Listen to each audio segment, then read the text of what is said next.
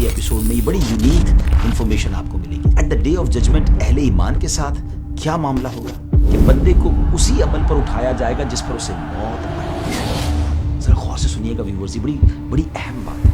اونٹنیوں پر سونے کے کجاوے ہوں گے، ان کی لگامیں قیمتی پتھر کی ہوں گی. یہاں تو کر و فر ہے، جاہو جلال ہے، بڑا پراؤڈ ہے جناب، کسی کو خاطر میں نہیں لاتے. تکبر نہ کیجیے.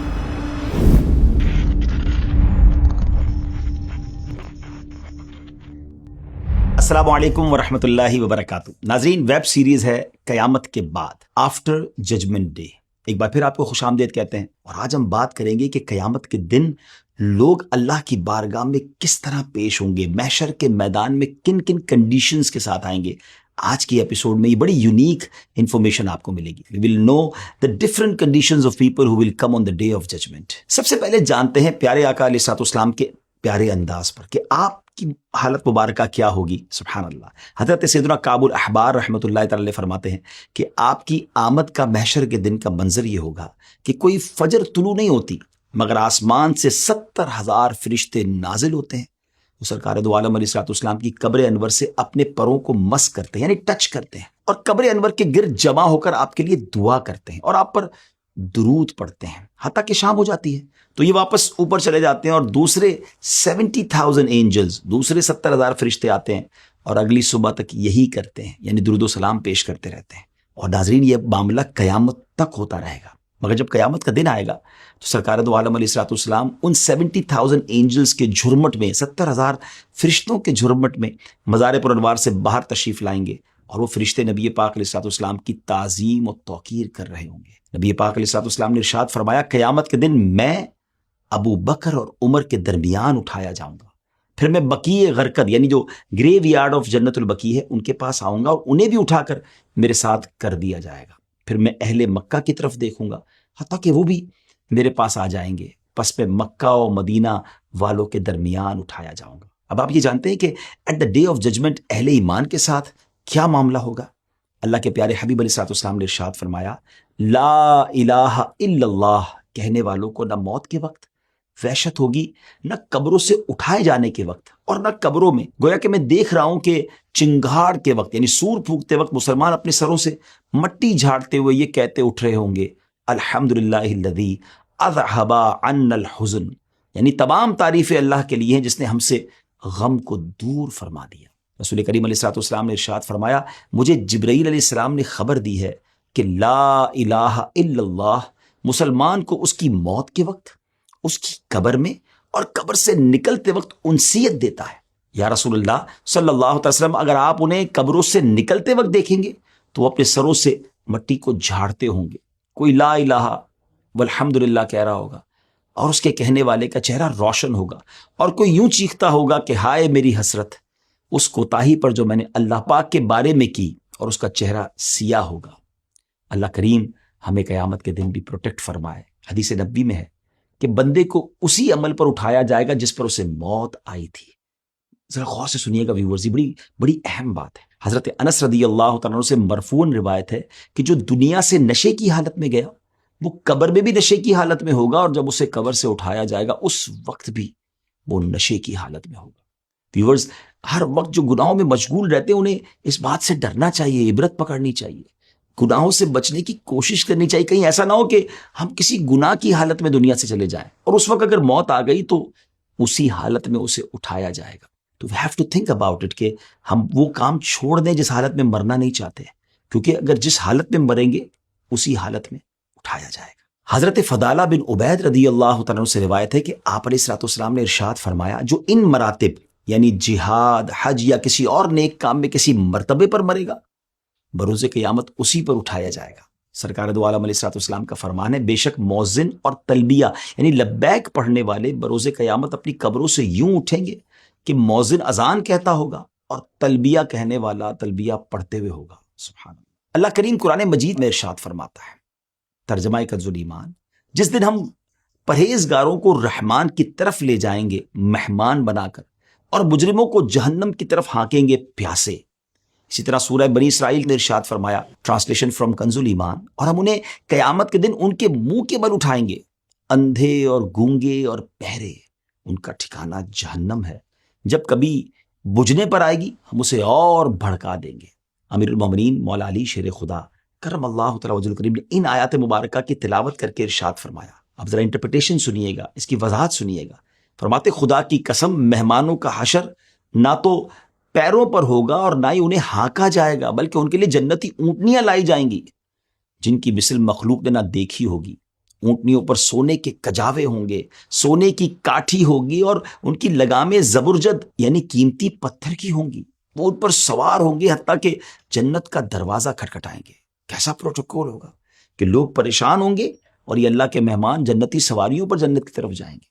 نبی پاک علیہ الصلوۃ والسلام نے ارشاد فرمایا 3 گروہوں یعنی گروپس کی صورت میں لوگوں کا حشر ہوگا، ایک رغبت رکھنے والوں اور ڈرنے والوں کا، دوسرا گروہ ان لوگوں کا جو اونٹوں پر 2، 3، 4 اور 10 تک سوار ہوں گے، باقی تیسرے گروہ کو، تھرڈ گروہ کو آگ اکٹھا کرے گی جہاں وہ لوگ دن گزاریں گے، آگ ان کے ساتھ دن گزارے گی، جہاں وہ رات گزاریں گے آگ بھی ان کے ساتھ وہیں رات گزارے گی۔ یہ نبی کریم علیہ الصلوۃ والسلام نے ارشاد فرمایا بروز قیامت انبیاء کرام علیہ الصلوۃ والسلام کا حشر چوپایوں پر ہوگا، وہ ان پر سوار ہو کر محشر تک پہنچیں گے۔ حضرت صالح علیہ الصلوۃ والسلام کو ان کی اسی ہسٹوریکل اونٹنی پر بٹھایا جائے گا جس کا ذکر قرآن میں بھی موجود ہے۔ نبی پاک فرماتے ہیں مجھے براق پر اٹھایا جائے گا اور میرے دونوں بیٹے سبحان اللہ امام حسن اور امام حسین دونوں جنتی اونٹنیوں پر سوار ہوں گے۔ حضرت بلال بھی جنتی اونٹنی پر سوار ہو کر صرف اذان اور 2 برحق شہادتیں دیتے آئیں گے، حتیٰ کہ جب وہ اشہد ان محمد رسول اللہ کہیں گے تو اگلے پچھلے ایمان والے ان کے ساتھ گواہی دیں گے۔ چنانچہ جس نے دنیا میں اس گواہی کو قبول کیا تھا اس کی گواہی قبول کر لی جائے گی، اور جس نے دنیا میں اسے جھٹلایا تھا اس کی قبول نہیں کی جائے گی۔ ناظرین یہ تو تھا خاص لوگوں کا احوال، کتنا خوبصورت احوال ہے کہ وہاں بھی وہ امن میں ہوں گے، چین میں ہوں گے، سواریوں پر ہوں گے۔ مگر عام مسلمانوں کا بھی قیامت کے دن استقبال ہوگا۔ حضرت سیدنا عمرو بن قیس ملائی رحمۃ اللہ تعالی بیان کرتے ہیں کہ مسلمان جب اپنی قبر سے نکلے گا تو اس کا عمل خوبصورت شکل اور بہترین خوشبو کی صورت میں ہوگا، اسے ویلکم کرے گا اور اس سے پوچھے گا تم مجھے پہچانتے ہو؟ بندہ کہے گا نہیں، مگر اتنا ضرور ہے کہ اللہ پاک نے تمہاری بو کو معطر اور صورت کو بڑا حسین بنایا ہے۔ وہ کہے گا دنیا میں بھی تم اسی طرح تھے، میں تمہارا نیک عمل ہوں، جب تک تم دنیا میں رہے میں تم پر سوار رہا، آج کے دن تم مجھ پر سوار ہو جاؤ۔ جبکہ جو غیر مسلم ہوگا، نان بلیور ہوں گے، ان کا عمل اس کا استقبال بدترین صورت اور سخت بدبو کے ساتھ کرے گا اور پوچھے گا کیا تم مجھے پہچانتے ہو؟ کافر کہے گا نہیں، مگر اتنا ضرور ہے کہ اللہ کریم نے تمہیں بدصورت بنایا اور تمہاری بو کو انتہائی بدبودار بنایا۔ وہ کہے گا تم بھی دنیا میں ایسے ہی تھے، میں تمہارا برا عمل ہوں، دنیا میں تم مجھ پر سوار رہے، آج میں تم پر سوار ہوں گا۔ اللہ اکبر۔ پیارے آقا علیہ الصلوۃ والسلام نے فرمایا اللہ پاک کے نزدیک محبوب ترین لوگ غربا ہیں۔ عرض کی گئی غربا کون لوگ ہیں؟ ارشاد فرمایا وہ لوگ جو اپنا دین بچانے کے لیے راہ فرار اختیار کرتے ہیں۔ بروز قیامت ان لوگوں کو حضرت عیسیٰ علیہ الصلوۃ والسلام کے ساتھ جمع کیا جائے گا۔ ایک اور جگہ پیارے آقا علیہ الصلوۃ والسلام کا ارشاد فرمایا بروز قیامت علماء کے سامنے معاذ بن جبل رضی اللہ تعالیٰ کا ایک منفرد مقام ہوگا۔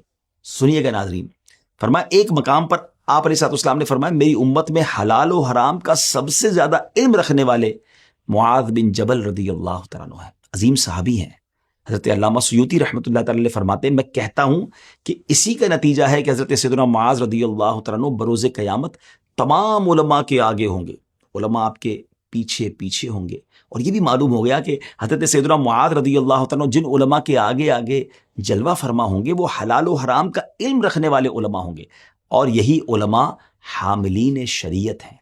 حضرت سیدنا عبداللہ بن سلام رضی اللہ تعالیٰ عنہ بیان کرتے ہیں بروز قیامت ہر نیک و بد کو کھڑے ہونے کا حکم ملے گا سوائے سود خور کے۔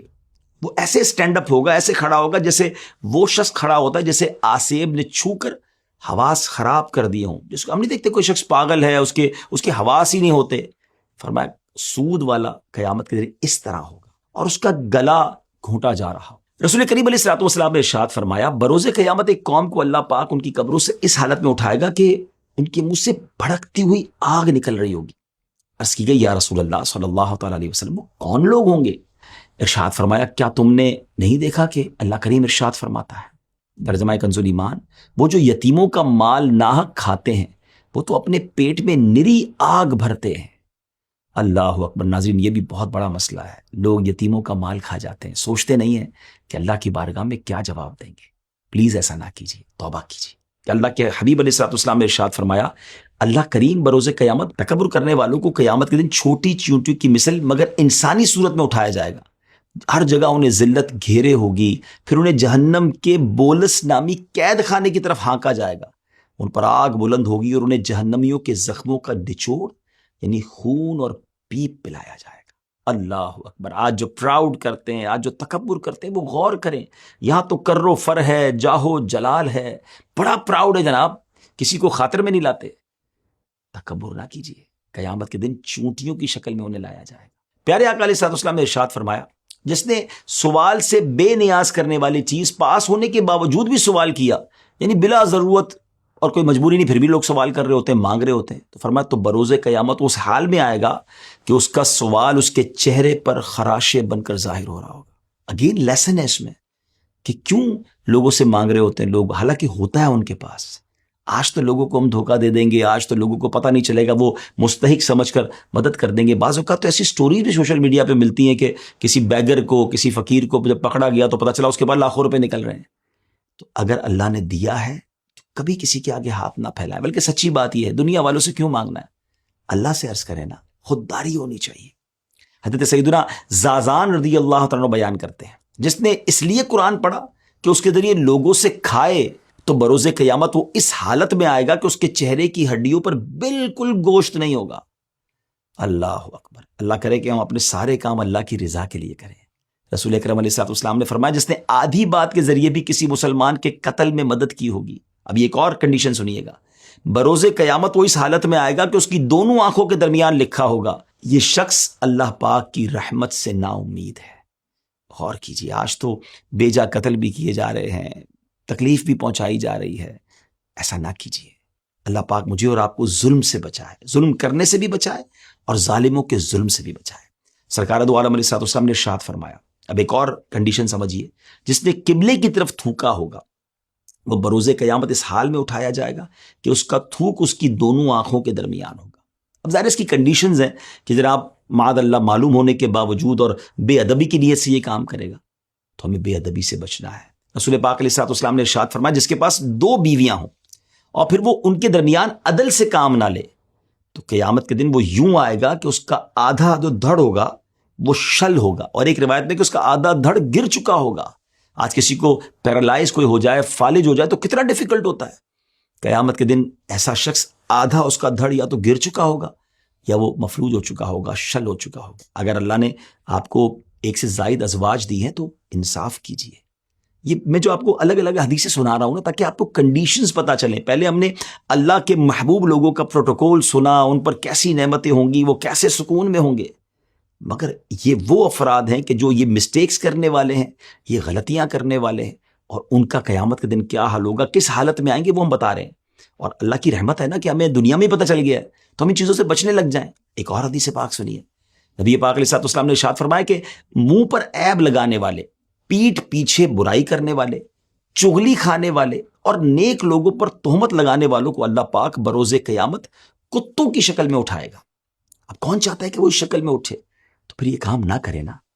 روایت میں آتا ہے کہ جو اس حالت میں مرا کہ وہ منہ پر اور پیٹھ پیچھے لوگوں کے عیب بیان کرنے والا ہو اور لوگوں کے برے نام رکھنے والا ہو, تو بروز قیامت اس کی علامت یعنی اس کا سمبل یہ ہوگا کہ اللہ پاک اس کی دونوں بانچیں کہتے ہیں یہ دونوں ہونٹوں کے جو کونے ہوتے ہیں نا, اسے لے کر اس کی ناک تک داغ لگائے گا.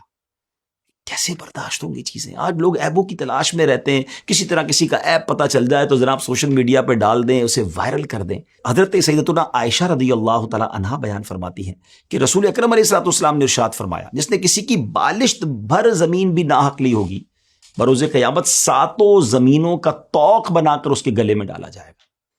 اللہ اکبر. آج تو زمینوں پہ قبضہ کیا جا رہا ہے اور لوگ بڑے کرو فر سے کہتے ہیں جو کرنا ہے کر لو, مجھ سے کوئی نہیں واپس لے سکتا.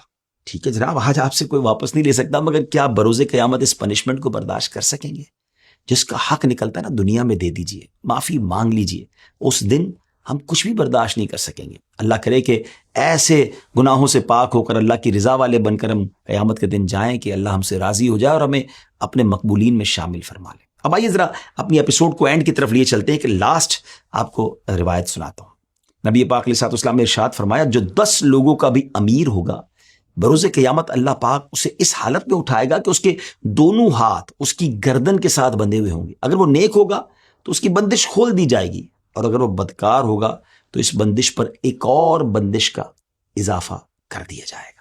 اب وہ لوگ جو صاحب اقتدار ہیں، وہ لوگ جو کنٹرول رکھتے ہیں، جو لوگوں کے امیر ہیں یا ہیڈ ہیں، انہیں سوچنا ہے کہ انصاف کرنا ہے، ورنہ ایسا نہ ہو کہ نا انصافی بائس ہو جاتے ہیں، اپنے پسند کے فیصلے کر رہے ہوتے ہیں۔